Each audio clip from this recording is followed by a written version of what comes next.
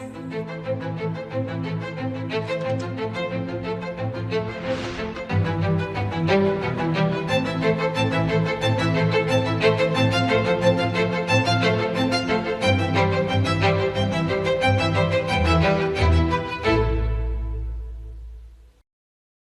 ಪ್ರೀತಿಯ ದೇಶವಾಸಿಗಳೆಲ್ಲರಿಗೂ ನಮಸ್ಕಾರ. ಮನ್ ಕಿ ಬಾತ್ ಕಾರ್ಯಕ್ರಮಕ್ಕೆ ಮತ್ತೊಮ್ಮೆ ನಿಮ್ಮೆಲ್ಲರಿಗೂ ಸ್ವಾಗತ. ಈ ಮಾರ್ಚ್ ತಿಂಗಳು ಜಾಗತಿಕ ಮಟ್ಟದಲ್ಲಿ ಬಹಳಷ್ಟು ಕೋಲಾಹಲದಿಂದ ಕೂಡಿತ್ತು ಎಂದು ಹೇಳಬಹುದು. ನಮ್ಮೆಲ್ಲರಿಗೂ ನೆನಪಿದೆ, ಇಡೀ ವಿಶ್ವವು ಭೂತಕಾಲದಲ್ಲಿ ಕೋವಿಡ್ ಕಾರಣದಿಂದಾಗಿ ಬಹಳ ದೀರ್ಘಕಾಲದವರೆಗೆ ಅನೇಕಾನೇಕ ಸಮಸ್ಯೆಗಳನ್ನು ಎದುರಿಸಿತ್ತು. ಕರೋನಾದ ಸಂಕಷ್ಟದಿಂದ ಹೊರಬಂದ ನಂತರ ಈ ಜಗತ್ತು ಹೊಸ ಹುರುಪಿನೊಂದಿಗೆ ಪ್ರಗತಿಯ ಹಾದಿಯಲ್ಲಿ ಮುಂದೆ ಸಾಗುತ್ತದೆ ಎನ್ನುವುದು ನಮ್ಮೆಲ್ಲರ ನಿರೀಕ್ಷೆಯಾಗಿತ್ತು. ಆದರೆ ಜಗತ್ತಿನ ಬೇರೆ ಬೇರೆ ಪ್ರದೇಶಗಳಲ್ಲಿ ನಿರಂತರವಾಗಿ ಯುದ್ಧ ಮತ್ತು ಸಂಘರ್ಷದ ಪರಿಸ್ಥಿತಿಗಳು ನಿರ್ಮಾಣವಾಗುತ್ತಾ ಹೋದವು. ಪ್ರಸ್ತುತ ನಮ್ಮ ನೆರೆಹೊರೆಯಲ್ಲಿ ಕಳೆದ ಒಂದು ತಿಂಗಳಿಂದ ಭೀಕರವಾದ ಯುದ್ಧ ನಡೆಯುತ್ತಿದೆ. ನಮ್ಮ ಲಕ್ಷಾಂತರ ಕುಟುಂಬಗಳ ಸಂಬಂಧಿಕರು ಈ ದೇಶಗಳಲ್ಲಿ ವಾಸಿಸುತ್ತಿದ್ದಾರೆ. ವಿಶೇಷವಾಗಿ ಗಲ್ಫ್ ದೇಶಗಳಲ್ಲಿ ಕೆಲಸ ಮಾಡುತ್ತಿದ್ದಾರೆ. ನಾನು ಗಲ್ಫ್ ದೇಶಗಳಿಗೆ ಆಭಾರಿಯಾಗಿದ್ದೇನೆ. ಅವರು 1 ಕೋಟಿಗೂ ಹೆಚ್ಚು ಭಾರತೀಯರಿಗೆ ಅಲ್ಲಿ ಎಲ್ಲ ರೀತಿಯ ನೆರವು ನೀಡುತ್ತಿದ್ದಾರೆ. ಸ್ನೇಹಿತರೆ, ಪ್ರಸ್ತುತ ಯಾವ ಪ್ರದೇಶದಲ್ಲಿ ಯುದ್ಧ ನಡೆಯುತ್ತಿದೆಯೋ ಆ ಪ್ರದೇಶವು ನಮ್ಮ ಇಂಧನ ಅಗತ್ಯಗಳ ಒಂದು ಬಹುದೊಡ್ಡ ಕೇಂದ್ರವಾಗಿದೆ.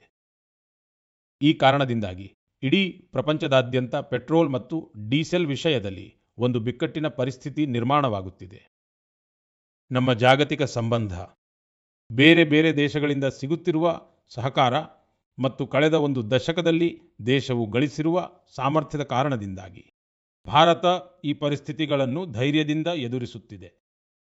ಗೆಳೆಯರೇ, ಖಂಡಿತವಾಗಿಯೂ ಇದು ಒಂದು ಸವಾಲಿನ ಸಮಯವಾಗಿದೆ.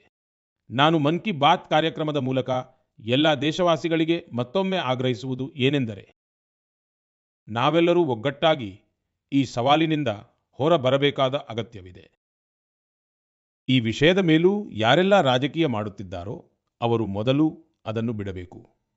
ಏಕೆಂದರೆ ಇದು 140 ಕೋಟಿ ದೇಶವಾಸಿಗಳ ಹಿತಾಸಕ್ತಿಗೆ ಸಂಬಂಧಿಸಿದ ವಿಷಯ.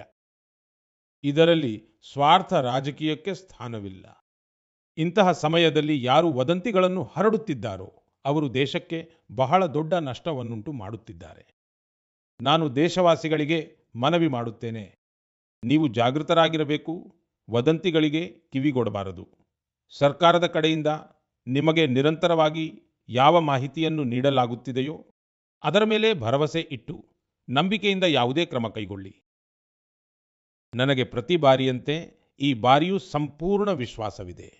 ನಾವು ಹೇಗೆ ದೇಶದ 140 ಕೋಟಿ ದೇಶವಾಸಿಗಳ ಸಾಮರ್ಥ್ಯದಿಂದ ಹಳೆಯ ಸಂಕಷ್ಟಗಳನ್ನು ಎದುರಿಸಿದ್ದೆವೋ ಅದೇ ರೀತಿ ಈ ಬಾರಿಯೂ ನಾವೆಲ್ಲರೂ ಒಟ್ಟಾಗಿ ಸೇರಿ ಈ ಕಠಿಣ ಪರಿಸ್ಥಿತಿಯಿಂದ ಬಹಳ ಉತ್ತಮ ರೀತಿಯಲ್ಲಿ ಹೊರಬರುತ್ತೇವೆ. ಪ್ರೀತಿಯ ದೇಶವಾಸಿಗಳೇ, ಭಾರತದ ನಿಜವಾದ ಶಕ್ತಿ ಇಲ್ಲಿನ ಕೋಟ್ಯಾಂತರ ಜನರಲ್ಲಿಯೇ ಅಡಗಿದೆ. ಇಂದು ಮನ್ ಕಿ ಬಾತ್ನಲ್ಲಿ ದೇಶವಾಸಿಗಳ ಜನಭಾಗವಹಿಸುವಿಕೆಯ ಭಾವನೆಯನ್ನು ಪ್ರದರ್ಶಿಸುವಂತಹ ಒಂದು ಪ್ರಯತ್ನದ ಬಗ್ಗೆ ಹೇಳಲು ಬಯಸುತ್ತೇನೆ. ಆ ಪ್ರಯತ್ನವೆಂದರೆ ಜ್ಞಾನ ಭಾರತಂ ಸರ್ವೆ. ಇದರ ಸಂಬಂಧ ನಮ್ಮ ಮಹಾನ್ ಸಂಸ್ಕೃತಿ ಮತ್ತು ಸಮೃದ್ಧವಾದ ಸಾಂಸ್ಕೃತಿಕ ಪರಂಪರೆಯೊಂದಿಗಿದೆ. ಇದರ ಮುಖ್ಯ ಉದ್ದೇಶ ದೇಶದಾದ್ಯಂತ ಇರುವ ಮ್ಯಾನುಸ್ಕ್ರಿಪ್ಟ್ಸ್ ಅಂದರೆ ಹಸ್ತಪ್ರತಿಗಳ ಬಗ್ಗೆ ಮಾಹಿತಿಯನ್ನು ಸಂಗ್ರಹಿಸುವುದಾಗಿದೆ. ಈ ಸರ್ವೆ ಜೊತೆ ಸಂಪರ್ಕ ಸಾಧಿಸಲು ಇರುವ ಮಾಧ್ಯಮವೆಂದರೆ ಜ್ಞಾನ ಭಾರತಂ ಆ್ಯಪ್. ಒಂದು ವೇಳೆ ನಿಮ್ಮ ಬಳಿ ಯಾವುದೇ ಮ್ಯಾನುಸ್ಕ್ರಿಪ್ಟ್ ಇದ್ದರೆ, ಹಸ್ತಪ್ರತಿ ಇದ್ದರೆ ಅಥವಾ ಅದರ ಬಗ್ಗೆ ನಿಮಗೆ ಮಾಹಿತಿ ಇದ್ದರೆ ಅದರ ಫೋಟೋವನ್ನು ಜ್ಞಾನ ಭಾರತಂ ಆ್ಯಪ್ನಲ್ಲಿ ಖಂಡಿತವಾಗಿ ಹಂಚಿಕೊಳ್ಳಿ. ಪ್ರತಿಯೊಂದು ನಮೂದಿಗೆ ಸಂಬಂಧಿಸಿದ ಮಾಹಿತಿಯನ್ನು ದಾಖಲಿಸುವ ಮೊದಲು ಅದನ್ನು ದೃಢೀಕರಿಸಲಾಗುತ್ತಿದೆ. ಇದು ಸಂತಸದ ವಿಷಯವಾಗಿದೆ. ಇಲ್ಲಿಯವರೆಗೆ ಸಾವಿರಾರು ಮ್ಯಾನುಸ್ಕ್ರಿಪ್ಟ್ಸ್ ಅಂದರೆ ಹಸ್ತಪ್ರತಿಗಳನ್ನು ಜನರು ನಮ್ಮೊಂದಿಗೆ ಹಂಚಿಕೊಂಡಿದ್ದಾರೆ. ಉದಾಹರಣೆಯಾಗಿ ಹೇಳುವುದಾದರೆ ಅರುಣಾಚಲ ಪ್ರದೇಶದ ನಾಮ್ಸಾಯಿಯ ಚಾನಂತಿ ಸಿಂಗ್ ಲೋವಾಂಗ್ ಜಿ ಅವರು ಸಾಯಿ ಲಿಪಿಯಲ್ಲಿ ಹಸ್ತಪ್ರತಿಗಳನ್ನು ಹಂಚಿಕೊಂಡಿದ್ದಾರೆ. ಅಮೃತಸರದ ಸಹೋದರ ಅಮಿತ್ ಸಿಂಗ್ ರಾಣಾ ಅವರು ಗುರುಮುಖಿ ಲಿಪಿಯಲ್ಲಿ ಹಸ್ತಪ್ರತಿಯನ್ನು ಹಂಚಿಕೊಂಡಿದ್ದಾರೆ. ಇದು ನಮ್ಮ ಮಹಾನ್ ಸಿಖ್ ಸಂಪ್ರದಾಯ ಮತ್ತು ಪಂಜಾಬಿ ಭಾಷೆಗೆ ಸಂಬಂಧಿಸಿದ ಲಿಪಿಯಾಗಿದೆ. ಕೆಲವು ಸಂಸ್ಥೆಗಳು ಪಾಮ್ ಲೀಫ್ ಅಂದರೆ ತಾಳೆಗರಿಗಳ ಮೇಲೆ ಬರೆಯಲಾದ ಮ್ಯಾನುಸ್ಕ್ರಿಪ್ಟ್ ಅನ್ನು ನಮಗೆ ನೀಡಿವೆ. ರಾಜಸ್ಥಾನದ ಅಭಯ್ ಜೈನ್ ಗ್ರಂಥಾಲಯವು ತಾಮ್ರದ ಫಲಕಗಳ ಮೇಲೆ ಬರೆದ ಬಹಳ ಹಳೆಯ ಹಸ್ತಪ್ರತಿಗಳನ್ನು ಹಂಚಿಕೊಂಡಿದೆ. ಅದೇ ರೀತಿ ಲಡಾಖ್ನ ಹೆಮಿಸ್ ಮೊನಾಸ್ಟ್ರಿಯು ಟಿಬೇಟಿಯನ್ ಭಾಷೆಯಲ್ಲಿರುವ ಬಹು ಅಮೂಲ್ಯವಾದ ಹಸ್ತಪ್ರತಿಗಳ ಕುರಿತು ಮಾಹಿತಿ ನೀಡಿದೆ. ನಾನು ಇಲ್ಲಿ ಕೇವಲ ಕೆಲವು ಉದಾಹರಣೆಗಳನ್ನು ಮಾತ್ರ ನೀಡಿದ್ದೇನೆ. ಈ ಸಮೀಕ್ಷೆಯು ಜೂನ್ ತಿಂಗಳ ಮಧ್ಯದವರೆಗೂ ಮುಂದುವರಿಯಲಿದೆ. ನಿಮ್ಮ ಸಂಸ್ಕೃತಿಗೆ ಸಂಬಂಧಿಸಿದ ವಿಷಯಗಳನ್ನು ಮುನ್ನೆಲೆಗೆ ತಂದು ಎಲ್ಲರೊಂದಿಗೆ ಹಂಚಿಕೊಳ್ಳಿ ಎಂದು ನಿಮ್ಮೆಲ್ಲರನ್ನೂ ಆಗ್ರಹಿಸುತ್ತೇನೆ. ಪ್ರೀತಿಯ ದೇಶಬಾಂಧವರೇ, ಭಾರತವು ಇಡೀ ವಿಶ್ವದಲ್ಲಿಯೇ ಅತ್ಯಂತ ಯುವ ದೇಶವಾಗಿದೆ. ದೇಶದ ಯುವಕರ ಶಕ್ತಿಯು ಯಾವಾಗ ರಾಷ್ಟ್ರ ನಿರ್ಮಾಣದಲ್ಲಿ ಸೇರಿಕೊಳ್ಳುತ್ತದೆಯೋ ಆಗ ಬಹಳ ದೊಡ್ಡ ಸಹಾಯವಾಗುತ್ತದೆ. ರಾಷ್ಟ್ರ ನಿರ್ಮಾಣದ ಈ ಜವಾಬ್ದಾರಿಯನ್ನು ನಿರ್ವಹಿಸುವಲ್ಲಿ ಮೇರಾ ಯುವ ಭಾರತ್ ಅಂದರೆ ಮೈ ಭಾರತ್ ಸಂಘಟನೆಯು ಬಹಳ ದೊಡ್ಡ ಪಾತ್ರವನ್ನು ವಹಿಸುತ್ತಿದೆ. ಈ ಸಂಘಟನೆಯು ದೇಶದ ಯುವಕರನ್ನು ಬೇರೆ ಬೇರೆ ಸಕಾರಾತ್ಮಕ ಚಟುವಟಿಕೆಗಳೊಂದಿಗೆ ಜೋಡಿಸುವ ಕೆಲಸ ಮಾಡುತ್ತಿದೆ. ಇತ್ತೀಚೆಗೆ ಮೈ ಭಾರತ್ ವತಿಯಿಂದ ಬಜೆಟ್ ಕ್ವೆಸ್ಟ್ ಎಂಬ ಕಾರ್ಯಕ್ರಮವನ್ನು ಆಯೋಜಿಸಲಾಗಿತ್ತು. ದೇಶಾದ್ಯಂತ ಇರುವ ಯುವಕರನ್ನು ಬಜೆಟ್ ಪ್ರಕ್ರಿಯೆ ಮತ್ತು ನೀತಿ ನಿರೂಪಣೆಯೊಂದಿಗೆ ಜೋಡಿಸುವುದೇ ಇದರ ಮುಖ್ಯ ಉದ್ದೇಶವಾಗಿತ್ತು. ಇದಕ್ಕೆ ಸಂಬಂಧಿಸಿದ ಕ್ವಿಜ್ನಲ್ಲಿ ದೇಶಾದ್ಯಂತದಿಂದ ಸುಮಾರು 12 ಲಕ್ಷ ಯುವಕರು ಭಾಗವಹಿಸಿದ್ದರು. ಕ್ವಿಜ್ ನಂತರ ಸುಮಾರು 1,60,000 ಸ್ಪರ್ಧಿಗಳನ್ನು ಪ್ರಬಂಧ ಸ್ಪರ್ಧೆಗಾಗಿ ಆಯ್ಕೆ ಮಾಡಲಾಯಿತು. ನನಗೆ ಇವುಗಳಲ್ಲಿ ಕೆಲವು ಪ್ರಬಂಧಗಳನ್ನು ಓದುವ ಅವಕಾಶವೂ ಸಿಕ್ಕಿತು. ನನ್ನ ಯುವ ಸ್ನೇಹಿತರು ದೇಶದ ಅಭಿವೃದ್ಧಿಗೆ ತಮ್ಮದೇ ಆದ ಕೊಡುಗೆಯನ್ನು ನೀಡಲು ಎಷ್ಟು ಸಿದ್ಧರಾಗಿದ್ದಾರೆ ಎಂಬುದು ಇದರಿಂದ ತಿಳಿದು ಬರುತ್ತದೆ. ತೆಲಂಗಾಣ ರಾಜ್ಯದ ಸೂರ್ಯಪೇಟ್ನಿಂದ ಕೋಟ್ಲಾ ರಘುವೀರ್ ರೆಡ್ಡಿ, ಉತ್ತರ ಪ್ರದೇಶದ ಬಾರಾಬಂಕಿಯಿಂದ ಸೌರಭ್ ಬೈಸ್ವಾರ್ ಮತ್ತು ಬಿಹಾರದ ಗೋಪಾಲ್ಗಂಜ್ನಿಂದ ಬಂದಿರುವ ಸುಮಿತ್ ಕುಮಾರ್ ರೈತ ಕಲ್ಯಾಣಕ್ಕೆ ಸಂಬಂಧಿಸಿದ ವಿಷಯದ ಬಗ್ಗೆ ಬರೆದಿದ್ದಾರೆ.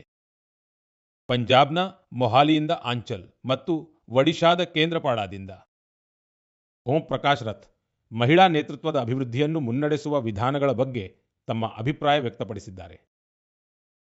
ಹಸಿರು ಮತ್ತು ಸ್ವಚ್ಛ ಭಾರತವೇ ಸಮೃದ್ಧ ಭಾರತದ ಮಾರ್ಗವಾಗಿದೆ ಎಂದು ಹರಿಯಾಣದ ಯಮುನಾನಗರದ ಪ್ರಥಮ್ ಬ್ರಾರ್ ಬರೆದಿದ್ದಾರೆ. ಇದರಿಂದ ಅವರ ಆಳವಾದ ಚಿಂತನೆ ತಿಳಿಯುತ್ತದೆ. ಗ್ರಾಮೀಣ ಪ್ರದೇಶಗಳಲ್ಲಿನ ಕ್ರೀಡಾ ಪ್ರತಿಭೆಗಳನ್ನು ಗುರುತಿಸುವುದಕ್ಕಾಗಿ ಇನ್ನಷ್ಟು ಹೆಚ್ಚಿನ ಪ್ರಯತ್ನಗಳು ನಡೆಯಬೇಕು ಎಂದು ದೆಹಲಿಯ ಶಂಕ್ ಗುಪ್ತಾ ಸಲಹೆ ನೀಡಿದ್ದಾರೆ. ನಮ್ಮ ಯುವ ಸ್ನೇಹಿತರು ಕೌಶಲ್ಯ ಅಭಿವೃದ್ಧಿ ಮತ್ತು ಈಸ್ ಆಫ್ ಡೂಯಿಂಗ್ ಬಿಸಿನೆಸ್ ಬಗ್ಗೆಯೂ ಸಹ ತಮ್ಮ ಅಭಿಪ್ರಾಯಗಳನ್ನು ಹಂಚಿಕೊಂಡಿದ್ದಾರೆ. ತಮ್ಮ ಐಡಿಯಾಗಳನ್ನು ಹಂಚಿಕೊಳ್ಳುತ್ತಿರುವ ಆ ಎಲ್ಲ ಯುವಕರನ್ನು ನಾನು ಶ್ಲಾಘಿಸುತ್ತೇನೆ. ಈ ಆಲೋಚನೆಗಳು ದೇಶವನ್ನು ಮುಂದೆ ಕೊಂಡೊಯ್ಯುವಲ್ಲಿ ಬಹಳ ಮುಖ್ಯವಾಗಿವೆ. ನನ್ನ ಪ್ರೀತಿಯ ದೇಶವಾಸಿಗಳೇ, ದೇಶಾದ್ಯಂತದ ಕ್ರಿಕೆಟ್ ಅಭಿಮಾನಿಗಳಲ್ಲಿ ಈ ತಿಂಗಳು ಜೋಶ್ ಮತ್ತು ಉತ್ಸಾಹ ತುಂಬಿ ತುಳುಕುತ್ತಿತ್ತು. ಯಾವಾಗ ಭಾರತವು T20 ವಿಶ್ವಕಪ್ನಲ್ಲಿ ಐತಿಹಾಸಿಕ ಜಯವನ್ನು ದಾಖಲಿಸಿತೋ ಆಗ ದೇಶದಾದ್ಯಂತ ಸಂತಸದ ಅಲೆ ಹರಿಯಿತು. ನಮ್ಮ ತಂಡದ ಈ ಭರ್ಜರಿ ಯಶಸ್ಸಿನ ಬಗ್ಗೆ ನಮ್ಮೆಲ್ಲರಿಗೂ ಬಹಳ ಹೆಮ್ಮೆ ಇದೆ. ಕಳೆದ ತಿಂಗಳ ಕೊನೆಯಲ್ಲಿ ಕರ್ನಾಟಕದ ಹುಬ್ಬಳ್ಳಿಯಲ್ಲಿ ಬಹಳವೇ ರೋಚಕವಾದ ಪಂದ್ಯವೊಂದನ್ನು ನೋಡಲು ಸಿಕ್ಕಿತು. ಈ ಸ್ಪರ್ಧಾತ್ಮಕ ಪಂದ್ಯವನ್ನು ಗೆಲ್ಲುವುದರೊಂದಿಗೆ ಜಮ್ಮು ಮತ್ತು ಕಾಶ್ಮೀರದ ಕ್ರಿಕೆಟ್ ತಂಡವು ಪ್ರತಿಷ್ಠಿತ ರಣಜಿ ಟ್ರೋಫಿಯನ್ನು ತನ್ನದಾಗಿಸಿಕೊಂಡಿದೆ. ಅತ್ಯಂತ ಸಂತೋಷದ ವಿಷಯವೆಂದರೆ ಸುಮಾರು 7 ದಶಕಗಳ ಸುದೀರ್ಘ ಕಾಯುವಿಕೆಯ ನಂತರ ಈ ತಂಡವು ತನ್ನ ಮೊಟ್ಟಮೊದಲ ರಣಜಿ ಪ್ರಶಸ್ತಿಯನ್ನು ತನ್ನದಾಗಿಸಿಕೊಂಡಿದೆ. ಈ ಅಭೂತಪೂರ್ವ ಯಶಸ್ಸು ಆಟಗಾರರ ಅನೇಕ ವರ್ಷಗಳ ನಿರಂತರ ಪ್ರಯತ್ನಗಳ ಪರಿಣಾಮವಾಗಿದೆ. ತಂಡದ ನಾಯಕ ಪಾರಸ್ ಡೋಗ್ರಾ ಅದ್ಭುತ ಕೌಶಲ್ಯವನ್ನು ಪ್ರದರ್ಶಿಸಿದರು. ತಮ್ಮ ನಾಯಕತ್ವದ ಮೂಲಕ ಈ ಗೆಲುವಿನಲ್ಲಿ ಅವರು ಪ್ರಮುಖ ಕೊಡುಗೆ ನೀಡಿದ್ದಾರೆ. ಇಂದು ದೇಶದಾದ್ಯಂತ ಕಾಶ್ಮೀರದ ಯುವ ಬೌಲರ್ ಆಕಿಬ್ ನಬಿ ಅವರ ಪ್ರದರ್ಶನದ ಬಗ್ಗೆಯೂ ಕೂಡ ಚರ್ಚೆ ನಡೆಯುತ್ತಿದೆ. ಅವರು ಈ ರಣಜಿ ಸೀಸನ್ನಲ್ಲಿ ಒಟ್ಟು 60 ವಿಕೆಟ್ಗಳನ್ನು ಪಡೆದುಕೊಂಡಿದ್ದಾರೆ. ಈ ವಿಜಯದಿಂದಾಗಿ ತಂಡದ ಆಟಗಾರರು ಮತ್ತು ಕೋಚಿಂಗ್ ಸಿಬ್ಬಂದಿಯ ಜೊತೆಗೆ ಜಮ್ಮು ಮತ್ತು ಕಾಶ್ಮೀರದ ಜನರು ಕೂಡ ಬಹಳಷ್ಟು ರೋಮಾಂಚನಗೊಂಡಿದ್ದಾರೆ. ಕ್ರಿಕೆಟ್ ಮೈದಾನದಲ್ಲಿನ ಈ ಅದ್ಭುತ ಪ್ರದರ್ಶನದ ನಂತರ ಅಲ್ಲಿನ ಯುವಕರಲ್ಲಿ ಕ್ರೀಡೆಗಳ ಬಗ್ಗೆ ಇರುವ ಉತ್ಸಾಹವು ಇನ್ನಷ್ಟು ಹೆಚ್ಚಾಗಿದೆ. ಮುಂಬರುವ ಸಮಯದಲ್ಲಿ ಇದು ಅನೇಕ ಯುವಜನರು ಕ್ರೀಡೆಯನ್ನು ತಮ್ಮದಾಗಿಸಿಕೊಳ್ಳಲು ಪ್ರೇರೇಪಿಸಲಿದೆ. ಜಮ್ಮು ಮತ್ತು ಕಾಶ್ಮೀರದ ಜನರಲ್ಲಿ ಕ್ರೀಡೆಗಳ ಬಗ್ಗೆ ಮೊದಲಿನಿಂದಲೂ ಒಂದು ಅದ್ಭುತ ಉತ್ಸಾಹವಿದೆ. ಈಗ ಇದು ದೊಡ್ಡ ಕ್ರೀಡಾಕೂಟಗಳ ಕೇಂದ್ರವಾಗುತ್ತಿರುವುದು ನನಗೆ ಸಂತೋಷ ತಂದಿದೆ. ಖೇಲೋ ಇಂಡಿಯಾ ವಿಂಟರ್ ಗೇಮ್ಸ್ಗಾಗಿ ಗುಲ್ಮಾರ್ಗ್ ಈಗಾಗಲೇ ತನ್ನದೇ ಆದ ಗುರುತನ್ನು ಪಡೆದುಕೊಂಡಿದೆ. ಫುಟ್ಬಾಲ್ನಂತಹ ಕ್ರೀಡೆಗಳು ಕೂಡ ಇಲ್ಲಿನ ಯುವಕರ ನಡುವೆ ಸಾಕಷ್ಟು ಜನಪ್ರಿಯವಾಗಿವೆ.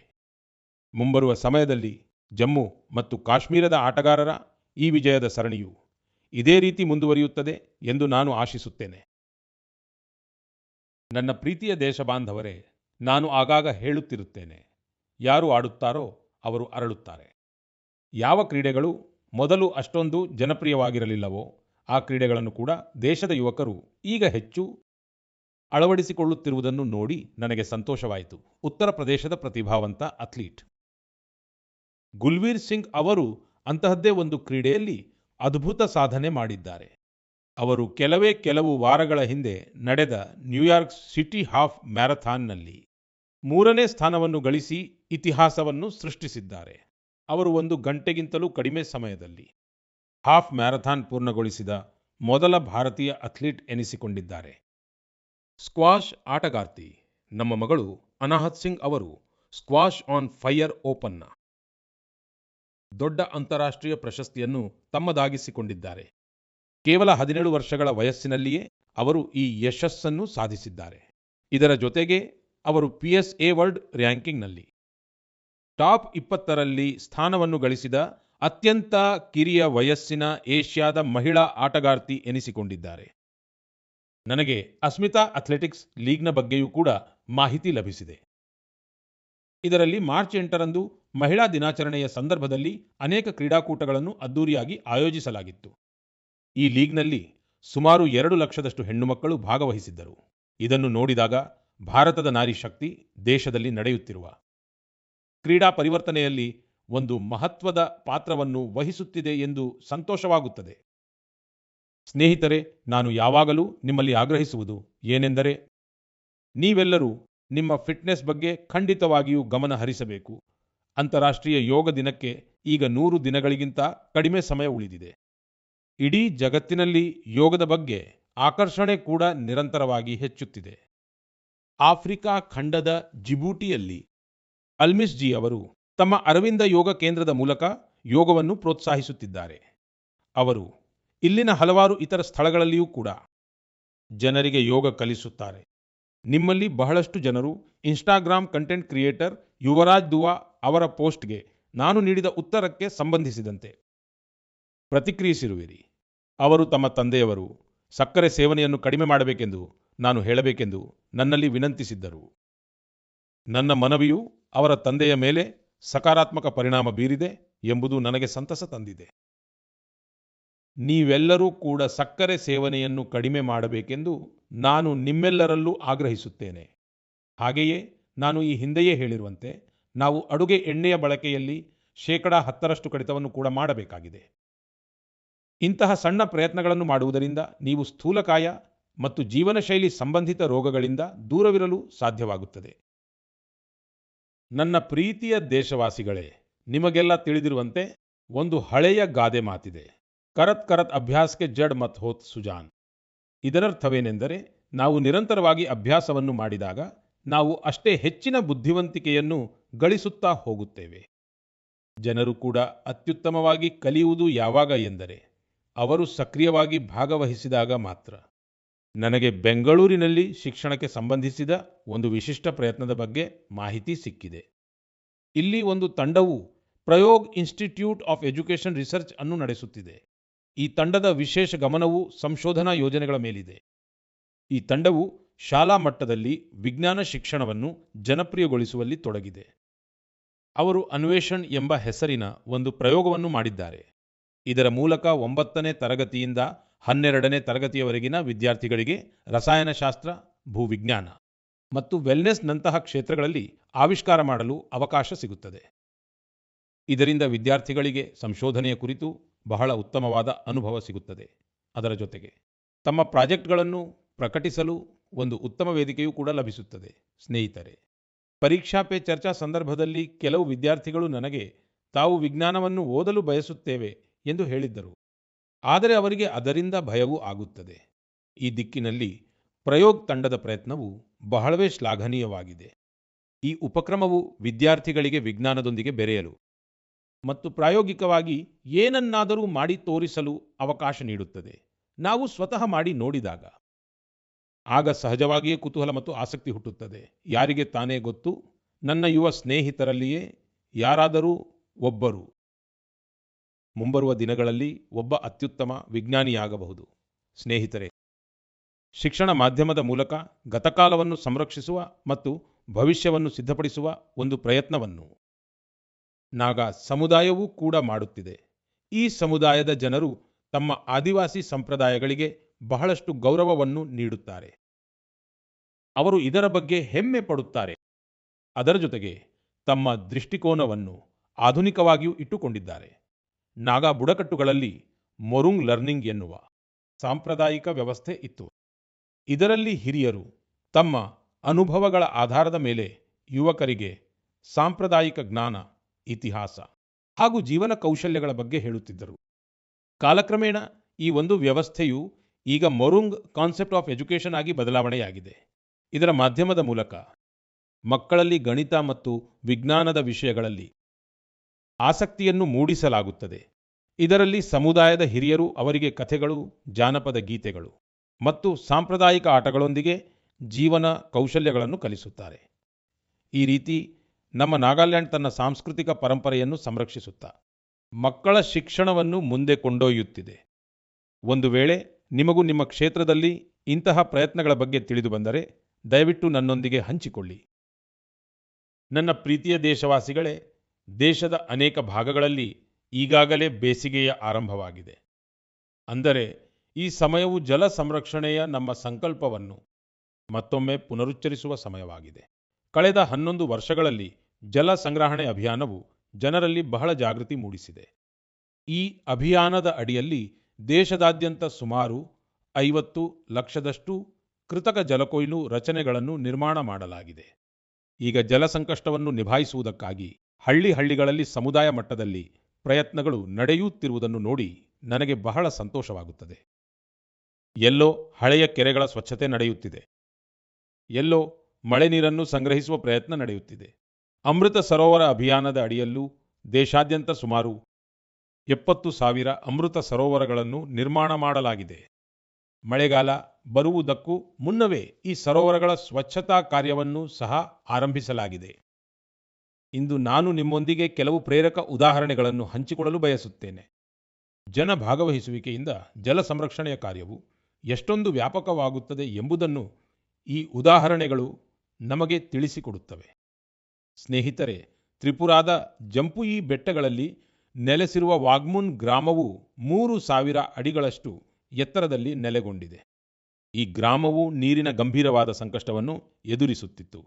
ಬೇಸಿಗೆಯ ದಿನಗಳಲ್ಲಿ ಗ್ರಾಮದ ಜನರು ನೀರಿಗಾಗಿ ಬಹಳ ದೂರದವರೆಗೆ ಪ್ರಯಾಣಿಸುತ್ತಿದ್ದರೂ ಕೊನೆಗೆ ಆ ಗ್ರಾಮದ ಜನರು ಮಳೆಯ ಪ್ರತಿಯೊಂದು ಹನಿಯನ್ನು ಉಳಿಸಿಕೊಳ್ಳಲು ನಿರ್ಧಾರ ಮಾಡಿದರು.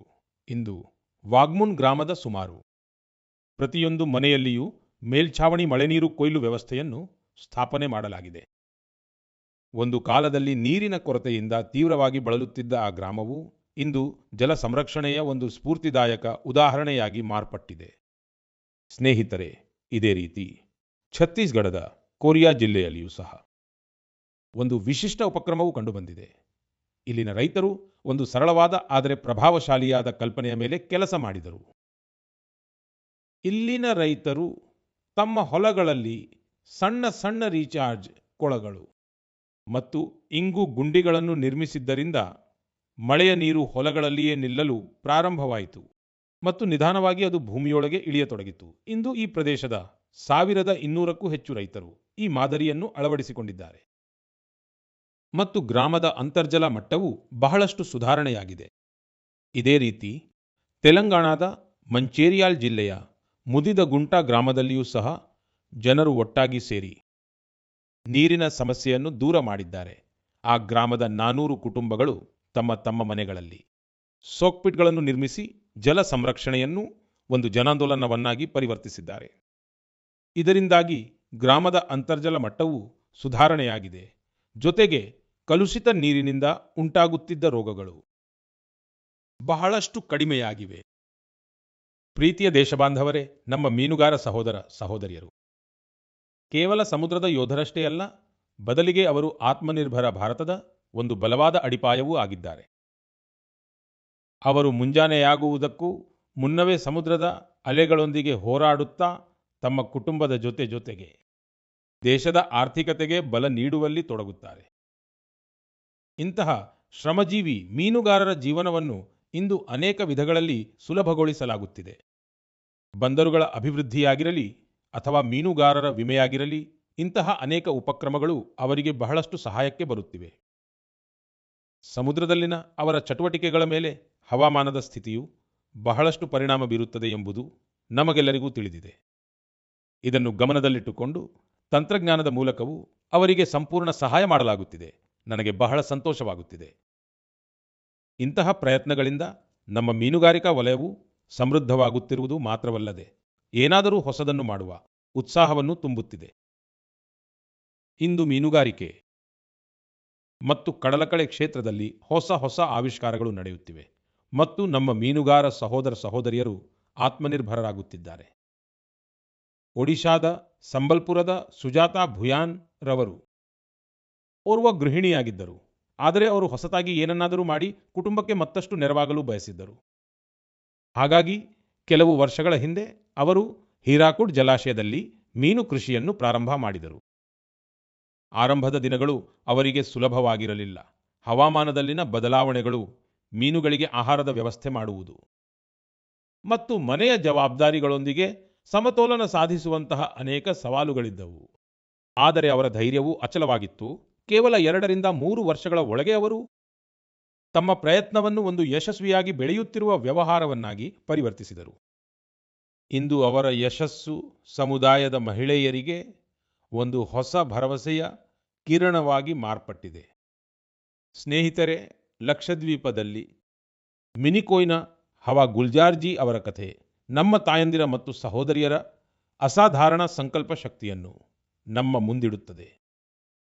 ವಾಸ್ತವವಾಗಿ ಅವರು ಒಂದು ಫಿಶ್ ಪ್ರೊಸೆಸಿಂಗ್ ಯೂನಿಟ್ ಅನ್ನು ನಡೆಸುತ್ತಿದ್ದರು. ಆದರೆ ಅವರಿಗೆ ತಮ್ಮ ಬಳಿ ಒಂದು ಉತ್ತಮ ಶೈತ್ಯಾಗಾರ ಇದ್ದರೆ ತಾವು ಇನ್ನಷ್ಟು ಉತ್ತಮವಾಗಿ ಕೆಲಸ ಮಾಡಬಹುದು ಎಂದು ಅನಿಸಿತು.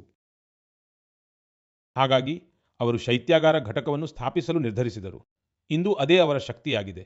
ಈಗ ಅವರು ಉತ್ತಮ ಯೋಜನೆಯೊಂದಿಗೆ ವ್ಯಾಪಾರ ಮಾಡಲು ಸಾಧ್ಯವಾಗುತ್ತಿದೆ. ಸ್ನೇಹಿತರೆ, ನಮ್ಮ ದೇಶದಲ್ಲಿ ಇಂದು ಎಲ್ಲ ಕಡೆಯಲ್ಲೂ ಸ್ಫೂರ್ತಿಯನ್ನು ನೀಡುವಂತಹ ಇಂತಹ ಪ್ರಯತ್ನಗಳು ನಡೆಯುತ್ತಿವೆ. ಬೆಳಗಾವಿಯ ನಿವಾಸಿಗಳಾದ ಶಿವಲಿಂಗ ಸತ್ತಪ್ಪ ಹುದ್ದಾರ್ ಸಾಂಪ್ರದಾಯಿಕ ಕೃಷಿಗಿಂತ ವಿಭಿನ್ನವಾದ ಮಾರ್ಗವನ್ನು ಆಯ್ಕೆ ಮಾಡಿಕೊಂಡರು.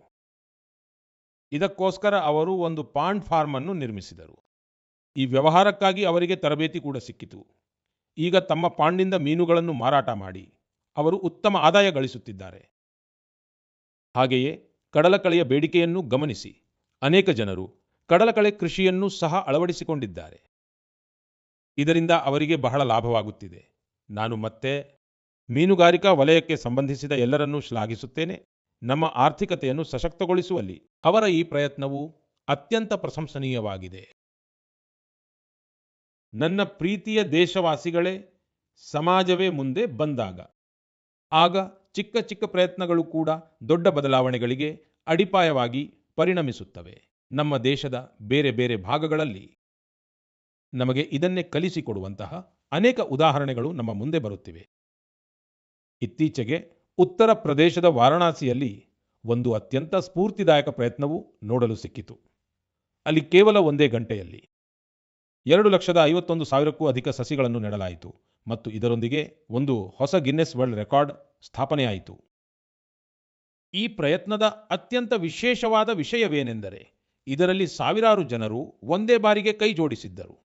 ವಿದ್ಯಾರ್ಥಿಗಳು, ಯುವಕರು, ಸ್ವಯಂ ಸೇವಾ ಸಂಸ್ಥೆಗಳು ಮತ್ತು ವಿವಿಧ ಸಂಘಟನೆಗಳು ಎಲ್ಲರೂ ಒಟ್ಟಾಗಿ ಸೇರಿ ಈ ಕಾರ್ಯವನ್ನು ಸಾಧ್ಯವಾಗುವಂತೆ ಮಾಡಿದರು.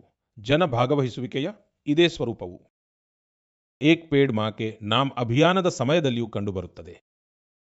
ಈ ಅಭಿಯಾನದ ಅಡಿಯಲ್ಲಿ ದೇಶದಾದ್ಯಂತ ಕೋಟ್ಯಾಂತರ ಸಸಿಗಳನ್ನು ನೆಡಲಾಗಿದೆ. ಸ್ನೇಹಿತರೆ, ನಾಗಾಲ್ಯಾಂಡ್ನ ಚಿಜಾಮಿ ಗ್ರಾಮದಿಂದಲೂ ಒಂದು ಅತ್ಯಂತ ಸ್ಫೂರ್ತಿದಾಯಕ ಪ್ರಯತ್ನ ಬೆಳಕಿಗೆ ಬಂದಿದೆ. ಚಿಜಾಮಿ ಗ್ರಾಮದ ಮಹಿಳೆಯರು ಒಟ್ಟಾಗಿ ಸೇರಿ 150ಕ್ಕೂ ಅಧಿಕ ಪ್ರಕಾರದ ಸಾಂಪ್ರದಾಯಿಕ ಬೀಜಗಳನ್ನು ಸುರಕ್ಷಿತವಾಗಿಡುತ್ತಿದ್ದಾರೆ. ಈ ಎಲ್ಲ ಬೀಜಗಳನ್ನು ಒಂದು ಸಮುದಾಯ ಬೀಜ ಬ್ಯಾಂಕ್ನಲ್ಲಿ ಸಂರಕ್ಷಣೆ ಮಾಡಲಾಗುತ್ತಿದೆ. ಇದನ್ನು ಆ ಗ್ರಾಮದ ಮಹಿಳೆಯರೇ ನಡೆಸುತ್ತಿದ್ದಾರೆ. ಇವುಗಳಲ್ಲಿ ಅಕ್ಕಿ, ಸಜ್ಜೆ, ಮೆಕ್ಕೆಜೋಳ, ಬೇಳೆಕಾಳುಗಳು ಮತ್ತು ತರಕಾರಿಗಳು ಸೇರಿವೆ ಮತ್ತು ಅನೇಕ ಬಗೆಯ ಗಿಡಮೂಲಿಕೆಗಳು ಕೂಡ ಸೇರಿವೆ. ಇದು ಎಂತಹ ಪ್ರಯತ್ನವೆಂದರೆ ಇದರಲ್ಲಿ ಜ್ಞಾನವೂ ಕೂಡ ಸುರಕ್ಷಿತವಾಗಿದೆ, ಪರಂಪರೆಯೂ ಕೂಡ ಜೀವಂತವಾಗಿದೆ ಮತ್ತು ಬರಲಿರುವ ಪೀಳಿಗೆಗಳಿಗಾಗಿ ಒಂದು ಬಲಿಷ್ಠ ಅಡಿಪಾಯವೂ ಕೂಡ ಸಿದ್ಧವಾಗುತ್ತಿದೆ. ಸ್ನೇಹಿತರೆ, ಇಂದು ಇಡೀ ಜಗತ್ತು ಹವಾಮಾನ ಬದಲಾವಣೆಯಂತಹ ದೊಡ್ಡ ಸವಾಲುಗಳನ್ನು ಎದುರಿಸುತ್ತಿರುವ ಹೊತ್ತಿನಲ್ಲಿ ಇಂತಹ ಪ್ರಯತ್ನಗಳು ನಮಗೆ ಪರಿಹಾರವು ಯಾವಾಗಲೂ ಎಲ್ಲೋ ದೂರದಲ್ಲಿ ಇರುವುದಿಲ್ಲ ಎಂಬುದನ್ನು ತಿಳಿಸಿಕೊಡುತ್ತವೆ. ಕೆಲವೊಮ್ಮೆ ನಮ್ಮದೇ ಆದ ಸಾಂಪ್ರದಾಯಿಕ ಜ್ಞಾನ ಮತ್ತು ನಮ್ಮ ಸಮುದಾಯದ ಪ್ರಯತ್ನಗಳೇ ನಮಗೆ ಅತ್ಯಂತ ಬಲಿಷ್ಠ ಮಾರ್ಗವನ್ನು ತೋರುತ್ತವೆ. ಪ್ರೀತಿಯ ದೇಶವಾಸಿಗಳೇ, ಇಂದು ನೀವು ದೇಶದ ಯಾವುದೇ ಸಣ್ಣ ಅಥವಾ ದೊಡ್ಡ ನಗರಕ್ಕೆ ಹೋದರೂ ಒಂದು ಬದಲಾವಣೆಯನ್ನು ನೀವು ಖಂಡಿತ ಗಮನಿಸುತ್ತೀರಿ. ನಿಮಗೆ ಬಹಳ ದೊಡ್ಡ ಸಂಖ್ಯೆಯಲ್ಲಿ ಮನೆಗಳ ಛಾವಣಿಯ ಮೇಲೆ ಸೌರ ಫಲಕಗಳು ಕಾಣಿಸುತ್ತವೆ. ಕೆಲವು ವರ್ಷಗಳ ಹಿಂದೆ ಇದು ಎಲ್ಲೋ ಒಂದೋ ಎರಡೋ ಮನೆಗಳ ಮೇಲೆ ಮಾತ್ರ ಕಾಣಸಿಗುತ್ತಿತ್ತು. ಆದರೆ ಇಂದು PM ಸೂರ್ಯಘರ್ ಉಚಿತ ವಿದ್ಯುತ್ ಯೋಜನೆಯಿಂದಾಗಿ ದೇಶದ ಪ್ರತಿಯೊಂದು ಮೂಲೆ ಮೂಲೆಯಲ್ಲಿಯೂ ಕಾಣಲು ಪ್ರಾರಂಭವಾಗಿದೆ. ಈ ಯೋಜನೆಯ ಕಾರಣದಿಂದಾಗಿ ಗುಜರಾತ್ನ ಸುರೇಂದ್ರನಗರ ಜಿಲ್ಲೆಯ ಪಾಯಲ್ ಅವರ ಜೀವನದಲ್ಲಿ ಬಹಳ ದೊಡ್ಡ ಬದಲಾವಣೆ ಆಗಿದೆ. ಅವರು ಸೂರ್ಯ ಪಹಲ್ ಎನ್ನುವ ಕಾರ್ಯಕ್ರಮದ ಮೂಲಕ ಸೋಲಾರ್ ಪವರ್ ಟೆಕ್ನಾಲಜಿಯ ತರಬೇತಿಯನ್ನು ಪಡೆದು 4 ತಿಂಗಳ ಸೋಲಾರ್ PV ಟೆಕ್ನಿಷಿಯನ್ ಕೋರ್ಸ್ ಮುಗಿಸಿದರು. ಈಗ ಅವರು ಓರ್ವ ಕುಶಲ ಸೋಲಾರ್ ಟೆಕ್ನಿಷಿಯನ್ ಆಗಿದ್ದಾರೆ. ಪಾಯಲ್ ಓರ್ವ ಸೋಲಾರ್ ಉದ್ಯಮಿಯಾಗಿ ತಮ್ಮದೇ ಆದ ಗುರುತನ್ನು ಸ್ಥಾಪಿಸುತ್ತಿದ್ದಾರೆ. ಅವರು ಅಕ್ಕಪಕ್ಕದ ಜಿಲ್ಲೆಗಳಲ್ಲಿ ಸೋಲಾರ್ ರೂಫ್ಟಾಪ್ ಇನ್ಸ್ಟಾಲೇಷನ್ ಮಾಡುವ ಕೆಲಸ ಮಾಡುತ್ತಾರೆ. ಇದರಿಂದಾಗಿ ಅವರಿಗೆ ಪ್ರತಿ ತಿಂಗಳು ಸಾವಿರಾರು ರೂಪಾಯಿಗಳಷ್ಟು ಆದಾಯ ಬರುತ್ತದೆ. ಸ್ನೇಹಿತರೆ, ಮೀರತ್ನ ಅರುಣ್ ಕುಮಾರ್ ಕೂಡ ಈಗ ತಮ್ಮ ಪ್ರದೇಶದಲ್ಲಿ ಶಕ್ತಿದಾತರಾಗಿದ್ದಾರೆ. ಇತ್ತೀಚೆಗೆ ದೆಹಲಿಯಲ್ಲಿ ನಡೆದಂತಹ ಒಂದು ಕಾರ್ಯಕ್ರಮದಲ್ಲಿ ಅರುಣ್ ಕುಮಾರ್ ಭಾಗವಹಿಸಿದ್ದರು ಮತ್ತು ತಮ್ಮ ಅನುಭವಗಳನ್ನು ಹಂಚಿಕೊಂಡಿದ್ದರು. ಅವರು ತಾವು ಕೇವಲ ವಿದ್ಯುತ್ ಬಿಲ್ ಉಳಿತಾಯ ಮಾಡುತ್ತಿರುವುದು ಮಾತ್ರವಲ್ಲದೆ ತಮ್ಮ ಹೆಚ್ಚುವರಿ ವಿದ್ಯುತ್ತನ್ನು ಮಾರಾಟ ಮಾಡುತ್ತಿರುವುದಾಗಿಯೂ ತಿಳಿಸಿದ್ದರು. ಸ್ನೇಹಿತರೆ, ಜೈಪುರದ ಮುರಳೀಧರ್ ಅವರ ಯಶಸ್ಸು ಕೂಡ ಇಂತಹುದೇ ಆಗಿದೆ. ಮೊದಲು ಅವರ ಕೃಷಿ ಡೀಸೆಲ್ ಪಂಪ್ ಮೇಲೆ ಅವಲಂಬಿತವಾಗಿತ್ತು. ಪ್ರತಿ ವರ್ಷ ಸಾವಿರಾರು ರೂಪಾಯಿ ಖರ್ಚಾಗುತ್ತಿತ್ತು. ಅವರು ಸೌರ ಪಂಪ್ ಅಳವಡಿಸಿಕೊಂಡಾಗ ಅವರ ಕೃಷಿ ವಿಧಾನವೇ ಬದಲಾಯಿತು. ಈಗ ಅವರಿಗೆ ಇಂಧನದ ಬಗ್ಗೆ ಯಾವುದೇ ಚಿಂತೆ ಇರುವುದಿಲ್ಲ. ನೀರಾವರಿ ಸಮಯಕ್ಕೆ ಸರಿಯಾಗಿ ಆಗುತ್ತದೆ ಮತ್ತು ಅವರ ವಾರ್ಷಿಕ ಆದಾಯವೂ ಹೆಚ್ಚಾಗಿದೆ. ಎಲ್ಲಕ್ಕಿಂತ ಮುಖ್ಯವಾದ ವಿಷಯವೆಂದರೆ ಈಗ ಅವರ ಕುಟುಂಬ ಶುದ್ಧ ಶಕ್ತಿಯೊಂದಿಗೆ ಒಂದು ಉತ್ತಮ ಜೀವನ ನಡೆಸುತ್ತಿದೆ.